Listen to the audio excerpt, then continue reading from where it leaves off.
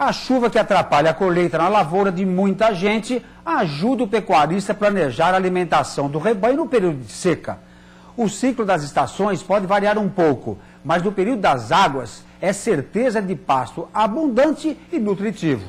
Mas o outono começa neste mês e o período da seca já está logo aí. Então que tal pensar nas opções de alimentos para o gado durante o inverno? Quem traz as dicas é a repórter Jacqueline Andreucci. É agora, na estação chuvosa, que muitos produtores começam a planejar o manejo nutricional do rebanho para o período da estiagem. A vedação de um pasto como esse é uma das estratégias de alimentação mais comuns para garantir a manutenção do peso do rebanho e até mesmo um pequeno ganho de massa. Uma outra vantagem é que o produtor não precisa gastar muito. A vedação é uma das primeiras estratégias por ser a estratégia mais econômica e natural, ou seja, você pega alguns piquetes, algumas áreas que não foram utilizadas muito intensamente durante o período das águas, que há sobra de forragem, e guarda para o período seco. Muitas vezes, essa forragem que foi vedada, essa pastagem que foi vedada, é utilizada já em abril, maio, né, no início da estação seca, e aquelas áreas que não vão sendo utilizadas vão ficando no campo e viram o que a gente chama de feno em pé. Só as pastagens vedadas, pelo menos, oferece forragem no período em que não tem, no período seco, que é sempre um período crítico, né? E, no mais das vezes, serve aí para manter o peso dos animais. A vedação é a opção ideal para a alimentação do rebanho nos primeiros meses da seca, por ser uma dieta natural e barata. Mas para garantir uma nutrição balanceada dos animais, é preciso o uso de suplementos. No início da estação de crescimento, aquela pastagem ainda boa, verde, os animais vão continuar tendo ganho em peso, né? Então o ganho de peso ocorre. Mas naquelas pastagens em que vão envelhecendo e que vira feno em pé, elas não propiciam mais ganhos, elas propiciam a manutenção do animal. E aí nesse caso, se você quiser ganhos, e esses ganhos devem ser discretos, né? Ganhos menores, aí na faixa de 100, 200, 300 gramas por dia, você tem que suplementar no coxo para que esses animais ganhem peso. O produtor rural que já planta sorgo na propriedade pode investir em outra alternativa muito comum entre os pecuaristas, a silagem. Nesta técnica se mistura capim, milho e sorgo.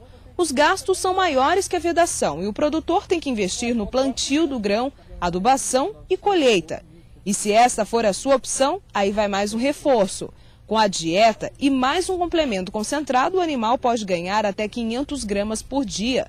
Bom para um período de pouca oferta de alimentos. A silagem, então, entra como mais uma alternativa, mas com custo maior, principalmente quando se usa lavouras de milho ou sorgo para produzir essa silagem. Porque você tem os custos de plantio, semente, adubação, colheita e mais o custo da ensilagem em si, que é o uso das lonas, né?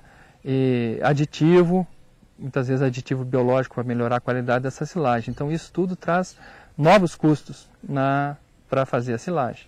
Mas ela tem uma vantagem, que ela tem uma conservação muito boa, né? E você pode aí, inclusive, utilizar a silagem e manter um silo de um ano para o outro, quer dizer, utilizar no segundo ano, se sobrou silo, enfim, você tem uma forma de conservação um pouco melhor.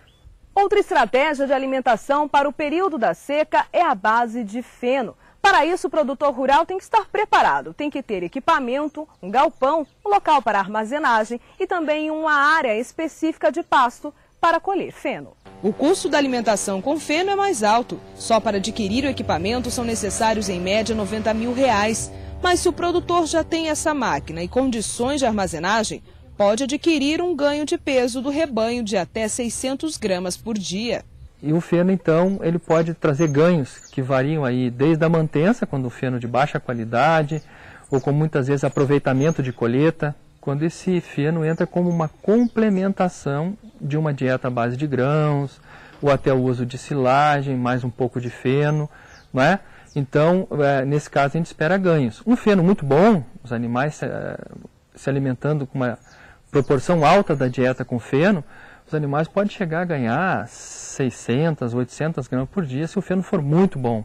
E o pesquisador reforça, o ideal na seca é buscar alternativas que garantam pelo menos a manutenção do peso do animal. Desta forma ele vai alavancar o ganho para o período das águas, quando a oferta de alimento é maior e o gasto com a boia bem menor. A forma mais barata de produzir alimento para os animais é o pasto. Então o ganho a pasto é o ganho econômico, é o ganho que compensa. O ideal seria que nesse período seco os animais tivessem um ganho baixo, aí, 200, 300 gramas, para simplesmente continuar crescendo e ter características de qualidade de carne, enfim, né, ser animais precoces, mas que esse crescimento não fosse muito grande nesse período, porque você gasta muito para fazer isso. E que tenha um ganho compensatório, que tenha um ganho mais barato na época das águas, quando eles vão pastar um pasto novo da rebrota da chuva, né, que é o período que começa a ocorrer, então, a rebrota e o pasto torna-se novo para que os animais possam utilizar. As dicas estão aí. Agora você que é produtor, dê uma boa olhada em sua propriedade e veja qual dessas opções se encaixa melhor no seu manejo. E mãos à obra. Um bom planejamento é garantia de alimentação farta para o rebanho durante o ano todo.